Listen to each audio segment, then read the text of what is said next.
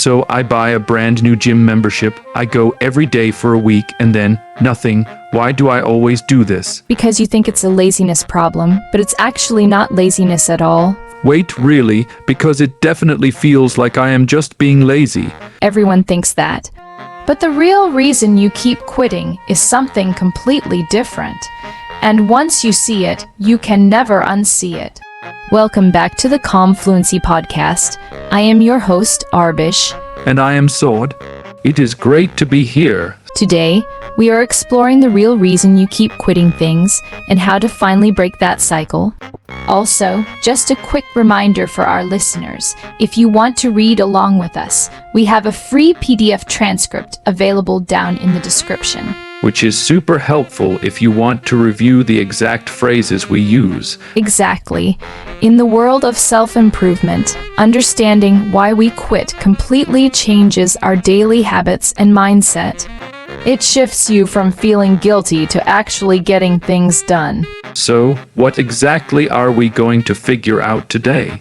By the end of this conversation, you will understand exactly why motivation fails you, the hidden emotion that makes you stop, and the simplest rule to build habits that actually stick. For good, before we dive into our first point, let's look at two key words for today. The first one is discipline. I hear that word all the time, but how is discipline different from just working hard? Good question.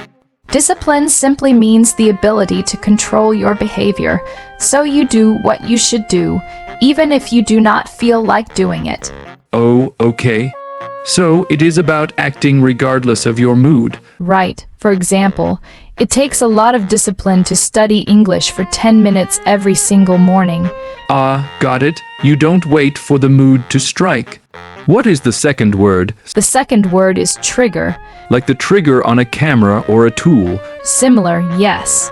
In psychology, a trigger is an event or feeling that causes a specific, automatic reaction. For example, stress is a trigger for my bad habit of eating junk food. That makes so much sense. When I feel stressed out at work, my immediate trigger is to grab a bag of chips. Exactly. And noticing those triggers is the first step to changing them. Let's get into the first reason we quit. We need to talk about why motivation runs out and discipline doesn't. Motivation is just an emotion. And like all emotions, it eventually fades away. Wait, say that again.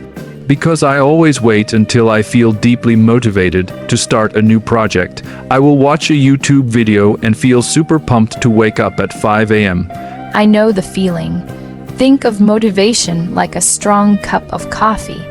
It gives you a quick, massive spike of energy. You feel great. You start running fast. But what happens 3 hours later? I completely crash. I am exhausted and I just want a nap. Right? Motivation is the coffee. Discipline, on the other hand, is like drinking a glass of water every day. It is not exciting, it does not give you a rush, but it keeps you alive long term. You don't need to feel excited to drink water. You just do it. Well, okay, I never thought about it that way. I am always chasing the coffee high. A lot of people do.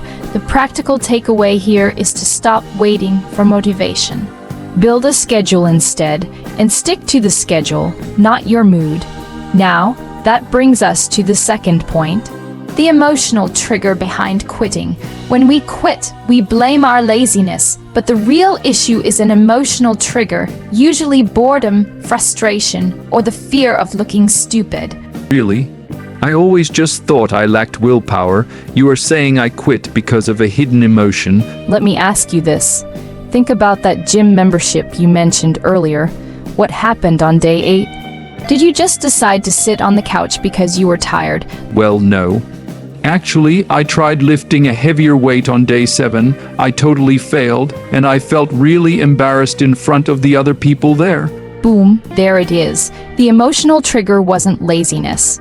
It was shame. When a habit gets uncomfortable, our brain says, "This feels bad, let us stop immediately." We quit just to escape the uncomfortable feeling. That is so true.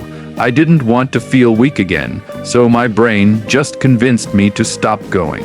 Exactly. Your brain was protecting you from embarrassment. The takeaway here is to notice the exact emotion you feel right before you quit. Name it, say out loud, I am feeling embarrassed right now. I am not lazy. Man, this is hitting way too close to home. Hey, really quick, if you are listening right now and having the exact same realizations as me, and if you are not subscribed yet, this is the moment.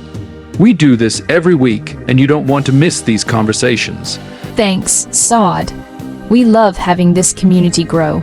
Let's move to our third point. What happens after we fail? We have to figure out how to restart without shame or self-blame. This is definitely the hardest part for me. If I miss 2 days of my diet, I feel so guilty that I just give up completely. I tell myself I ruined my streak, so what is the point?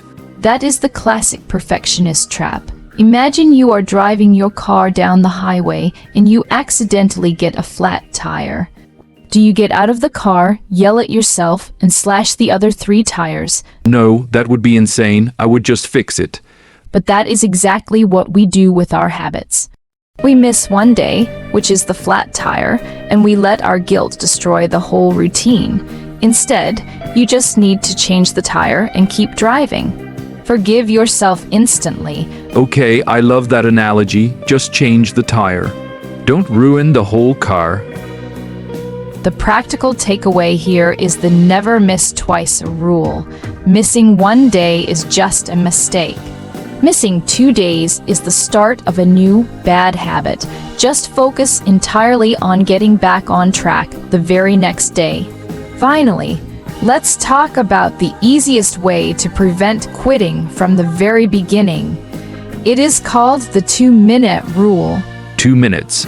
What can I possibly achieve in just 2 minutes? It is not about achieving the final goal right away.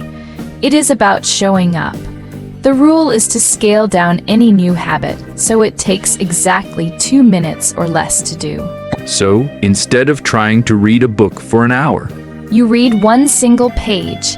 Instead of doing a heavy 45-minute workout, you put on your gym shoes and do 5 push-ups. oh interesting, but isn't that kind of useless? 5 push-ups will not make me fit. A habit must be established before it can be improved. You are just training your brain to be the kind of person who shows up every day. Once showing up becomes automatic, then you can increase the effort. That makes total sense. You take away all the friction and the fear. Yes, the takeaway is to make your habit so incredibly easy that you cannot say no to it.